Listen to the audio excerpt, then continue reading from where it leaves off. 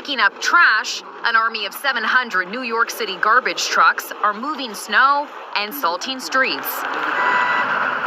Travel becoming treacherous across much of the Northeast. Do not get on the roads. I did a full 360 in an all-wheel drive vehicle. Drivers seen abandoning their vehicles on Interstate 75 in Ohio in snow too deep to drive through. In Pittsburgh, conditions there causing drivers to slide off the roads. The governors of New Jersey, Connecticut, and New York all declaring states of emergency. An Arctic siege has taken over our state and many other states across the nation. This storm, the first big test for New York City Mayor Zohran Mamdani, who announced today he's shutting down public schools Monday, but classes will move online. This may disappoint some students, so if you do see me, feel free to throw a snowball at me. Boston bracing for 20 inches of snow. Here's CBS's Tom Hansen. The frigid cold and heavy snow have shut down Boston. Schools are closed tomorrow, but some homeless shelters are open 24/7 due to the storm. And take a look behind me. Workers are working around the clock to keep critical services like hospitals open. The stormy weather causing over 11,000 flight cancellations and 3,600 delays today. We are officially closing LaGuardia Airport until 6 a.m. tomorrow. New York's LaGuardia, Dulles International, and Reagan National, the hardest hit. We have to spend 2 nights here because we don't fly out till Monday. And we're also dealing with dangerously cold temperatures here in the Northeast. This could be the coldest winter weather New Yorkers have experienced in the last 8 years. Jerika? Chanel Callforce in New York, thank you. The South was the first to get hit by the dangerous storm, and that is where we find CBS's Jason Allen in hard-hit Oklahoma City. Jason. Jerika, this storm blanketed Oklahoma in snow. Nearly 9 inches fell here, and that set snowfall records 2 days in a row. A deadly deep freeze has the South in its grip. Thick layers of ice are paralyzing communities from Alabama to Washington, D.C. and Atlanta.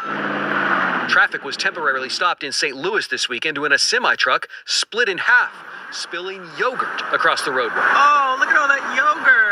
This is just not a normal weather event for Oklahoma City. Temperatures plummeted below 10 degrees in Oklahoma today, where the extreme cold is swelling shelters beyond capacity. Like every space is filled up. The priority is keeping people safe and warm. Utility companies in Tennessee are expecting customers to be without power for days after freezing rain formed a layer of ice roughly an inch thick, straining power lines past their breaking points. More than 1 million people are now without electricity across the country tonight. Dave Malkoff is in Charlotte, North Carolina, where crews are working hard to keep the heat on. See that 7,200 volt line in the woods back there? Well, a car hit a pole that took out power for 100 customers in this neighborhood.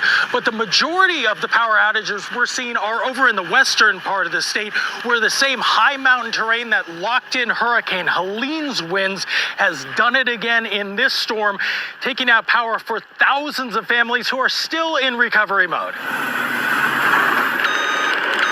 In the nation's capital, temperatures could dip into the single digits by Monday. Sledders are taking advantage of the snowfall, turning Capitol Hill into a ski slope. It was great powder this morning. It's getting a little sleety now, but we're having a great time. So the snow and ice has stopped falling here, but there is still an extreme cold warning that is in effect. Temperatures are not expected to get back above freezing for another 2 days. Jerika? All right, Jason Allen, thank you. The death toll rising in the aftermath of that massive winter storm over the weekend. And there are also new concerns tonight about dangerous temperatures that have more than 180 million Americans under alert. Much of the country, meanwhile, digging out after record-setting snow, nearly 2 feet, burying parts of the north. And to the south, destructive ice is the problem. Hundreds of thousands are still without power. And nationwide, airlines are working to get back on schedule after thousands of delays and cancellations as another storm beckons. We'll have a full forecast in just a moment, plus more on the travel situation. But we begin with Tom Hansen in hard-hit Boston. Tom, good evening to you.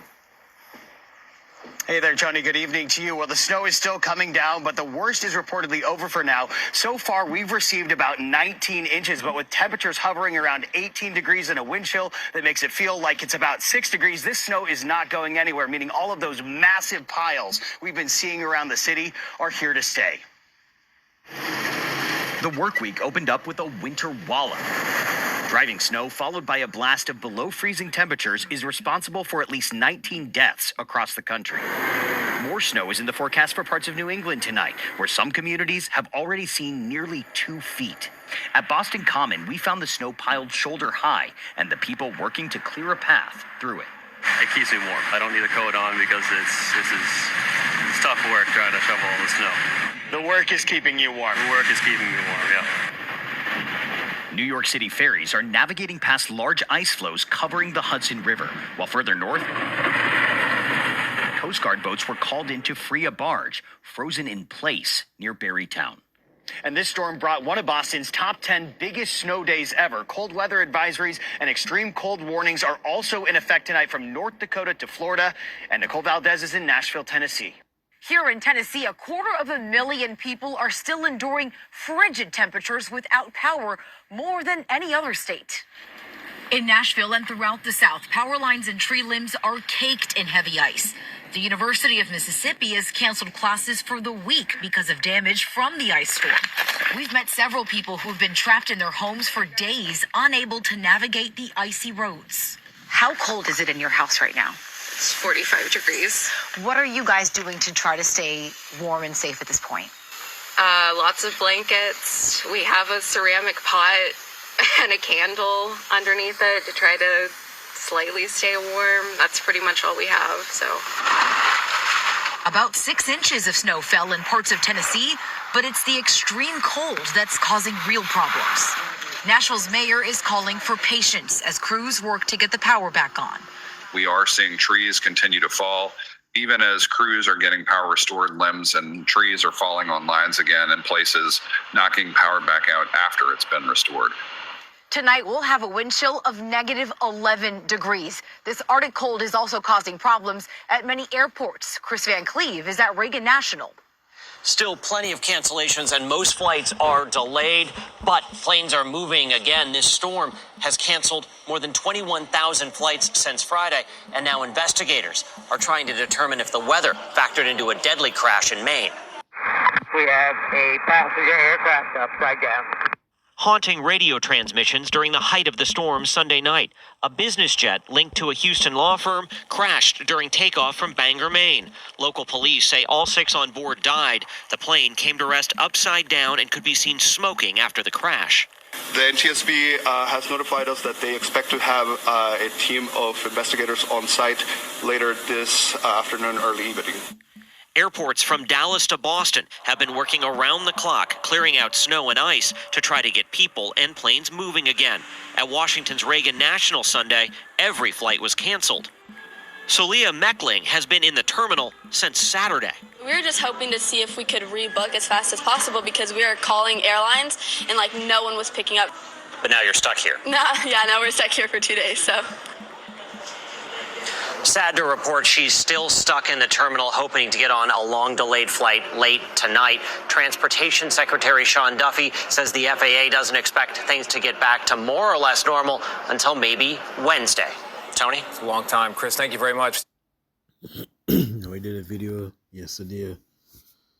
When your daily routine get changed. You know what I mean? Now imagine waking up without power. Snowstorm or rainstorm. You know what I mean? Your whole routine get changed there, boy. You know what I mean? So you gotta adapt. Right? You gotta adapt. But prayers up for the apostles, the brothers out there in different parts of the states, and the great millstone body and church. Yahweh Bahasham Yahushai Barakatam. I know this kind of weather don't be easy to deal with. See, that was up by last night, man. They're the coolest cunt. They had on thick ass gloves and still cool, big man. So, but that's already preset. Pray that your flight be not in the winter, boy. Imagine you gotta flee. Look, this is Matthew 24:20, but pray ye that your flight, when you gotta flee or escape, I showed you the definition, be not in the winter. Could you imagine being up there? Could you imagine being up there in this kind of weather, fleeing from persecution, fleeing from the Roman soldiers? Could you imagine that? And all you got to put you is a shirt and a pants and a pair of shoes? Because you have time to go back home, you know what I mean, to get XYZ, or you was home and you just grab it up where you could grab it up and you go left, brother. Remember, he still got vehicles that could go through the snow like nothing, you know what I mean? Right? But you know where you live. Imagine that, big man.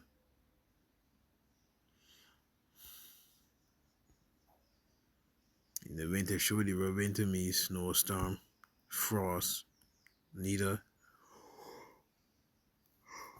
on the Sabbath day, because that's a day of rest. Quick, so boom, your door get kicked in. Catch you in a beer boxer. You know what I mean? And you gonna flee. Oh, you're cool as cunt.